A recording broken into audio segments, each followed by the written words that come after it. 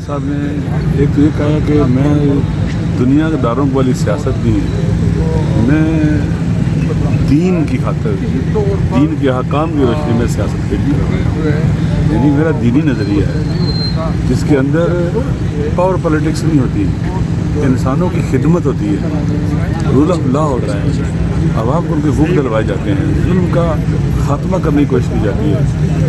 تو یہ انہوں نے کہا ہے. اور پھر انہوں نے کہا ہے کہ میں پاکستان کی خاطر اس جگہ پاکستان پہنچا دیا گیا، ایک کھائی میں گرا دیا، پاکستان کو نجات دینے کے لیے، بچانے کے لیے میں ہر قربانی دینے کو تیار ہوں. حتیٰ جنہوں نے مجھ پر قاتلانہ حملے کروائے ہیں، جو ظلم ستم کیا ہے، میں سب معاف کر دوں گا، معاف کر دوں گا. ذرا آئیں پاکستان کو آگے کریں اور پاکستان کی خاطر بات کریں اور پاکستان کو حالت سے نکالیں. علامہ صاحب یہ بھی بتائیے گا کہ کل سے ایک خبر گردش کر رہی ہے کہ وحدت المسلمین جو ہے کرم کے معاملے کے اوپر جو ہے وہ کہہ رہے ہیں کہ استعفیٰ جو ہے وہ طلب کر رہی ہے کے پی کے جو وہ چیف منسٹر کا. ہمارا وہاں کا جو احتجاج ہے پورے پاکستان میں ہو رہا ہے، یہ کسی پارٹی کے خلاف نہیں ہے، نہ پیپل پارٹی کے خلاف، نہ نون لیگ کے خلاف، نہ پی ٹی آئی کے خلاف. ہمارا جو احتجاج ہے وہاں کے لوگوں کے حقوق کی آواز ہے. ابھی خان صاحب نے بھی علی امین صاحب سے کہا کہ فوری طور پر اس مسئلے کو حل کرو، فوری طور پر اقدامات کیے جائے اور اس کو فوری حل کرو. اور مجھے امید ہے کہ ایک دو دن میں انشاءاللہ ایک ابرومندانہ حل نکل آئے. سر یہ بتائیے گا، آپ مذاکرات پہلے ٹیبل پہ موجود تھے، کتنی سنجیدہ لگتی ہے آپ کو گورنمنٹ یہ مذاکرات کرتے ہوئے؟ آپ کو لگتا ہے کہ آپ نے جو ڈیڈ لائن دے دیا 31 جنوری تک، اس تک کوئی آپ کو حتمی نتیجہ مل جائے گا؟ دیکھیں آپ جانتے ہیں کہ حکومت کی تو عوام میں جڑیں نہیں ہیں، ٹھیک ہے. پاکستان عالمی سطح پر اس کا امیج بہت خراب ہو گیا ہوا ہے، ارریلیونٹ ہو گیا ہوا ہے، برے طریقے سے حکومت چلا رہے ہیں. ویسے بھی میں بہت دفعہ کہہ چکا ہوں کہ اسٹریٹجی میں کہتے ہیں کہ فیلئر کو ری انفورس نہیں کرنا چاہیے نا، یہ خود شکست ہوتی ہے. یہ ناکام لوگوں کو مسلط کیا گیا ہے جس کے نتیجے میں عوام کا غصہ بہت بڑھ گیا ہوا ہے. عوام ان کے سخت مخالف ہیں کہ جو ان کے کرتوت اور اقدامات ہیں، بے گناہ کو گولیاں مارنا اور قتل کرنا، پھر ان کی ظلم و ستم کرنا، چادر چادواری کا تقدس پامال کرنا.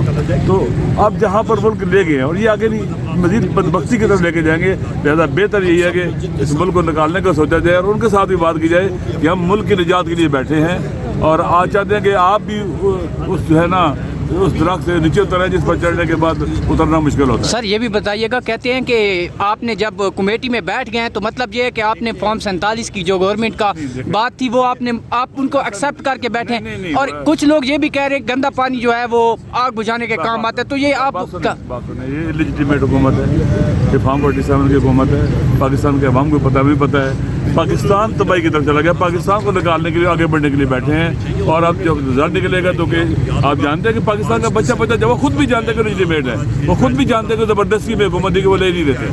لہٰذا وقت آ گیا ہے کہ چیزیں عوام کے مرضی کے مطابق پاکستان اور آئین کے مطابق چلے اور پاکستان کے دل میں. راجہ پرویز اشرف جو کہ ان کی اتحادی بھی ہیں، وہ آج صبح ان کی اسٹیٹمنٹ تھی کہ پی ٹی آئی کو زیادہ جو ہے وہ امیدیں نہیں لگانی چاہیے اس مذاکرات سے. تو کیا کہیں گے اس پر؟ دیکھیے میرے خیال میں یہ تو وقت بتائے گا.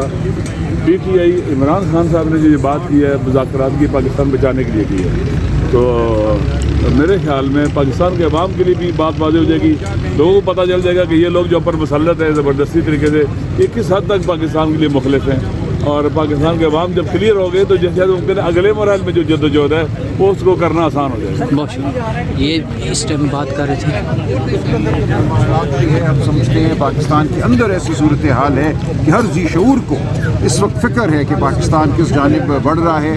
اس وقت ضرورت ہے کہ ہم سب اکٹھے ہو کر ہم آگے بڑھیں. لیکن یہ نہیں ہو سکتا کہ جو جرائم ہوئے ہیں ان کو ہم پس پشت ڈال دیں. سر آپ کو یہ لگتا ہے کہ اگر انٹرنیشنل پریشر پڑتا ہے یا مداخلت کرتا ہے امریکہ، اس کے خلاف ایکشن ہوگا پاکستان کی؟ نہیں، ایکشن کی بات نہیں ہے. دیکھیں اس وقت انٹرنیشنل پریشر کی بات نہیں ہے. ملک کے اندر حالات ایسے ہیں، ملک میں سرمایہ کاری نہیں ہو رہی، ملک میں لوگوں کو نوکریاں نہیں مل رہی. اس تمام عمل کو ہم نے درست کرنا ہے. پی ٹی آئی واحد جماعت ہے جو ملک کی وفاقی جماعت ہے، جس نے پورے ملک کو جوڑا ہوا ہے. ملٹری کورٹ میں ٹرائل بالکل غلط ہے، ہم اس کو مسترد کرتے ہیں. اس کے خلاف ہم سپریم کورٹ میں موجود ہیں. ہم پوری قانونی چارہ جوئی کریں گے. پوری دنیا جو ہے اس بات پر متفق ہے کہ سویلین کا ٹرائل ملٹری کورٹ میں نہیں ہو سکتا. حنیف عباسی صاحب کہتے ہیں کہ ہمیں منتیں ترلے کی گئے کہ ہمارے ساتھ بیٹھ جائیں مذاکرات کے لیے.